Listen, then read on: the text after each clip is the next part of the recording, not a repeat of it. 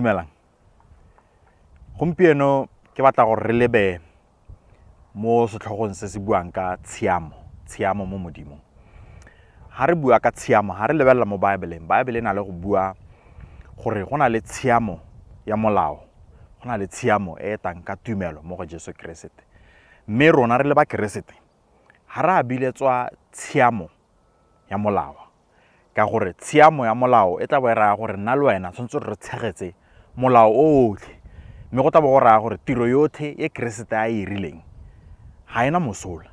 Mme ha re lebelela mo go Baroma kgaolo ya 3 temana ile ya 21 ya re gompieno go bonetse tshiamo nngwe ya modimo kwa ntle ga molao, e supilwe ke molao le baporofete, e bong tshiamo ya modimo e tswang mo go dumele mo go Jesu Kriste, e tla mo go botlhe ba ba dumelang, gonne ga gona tlhaolo.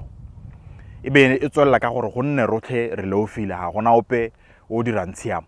Mme kgang e kgolo ke gore rotlhe re le ba Kriste ha re tla mo go Jesu, ha re tle re ikaegile kana re itshegile mo goreng re ba siame kana ka gore re ira dilo tse di siameng, gore ha re nwe bojalwa kana ha re ire boaka. Nya, re tla mo go Jesu Kriste ka gore re a mo tlhoka, re tla mo go Jesu Kriste ka gore go gongwe mo dipelong tsa rona re na le tshenolelo ya gore re ba ira dibe, mme ebile re tlhokana le Jesu.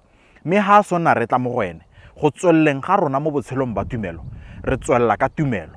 Tshiamo e tswellang re gola mo gone, ha re tswelle re gola ka gore re ira dilo dingwe, re tswelela re gola mo gone ka gore re na le tumelo mo go Jesu Kriste, ka gore ke yone tshiamo e modimo a re e neileng. Segogala.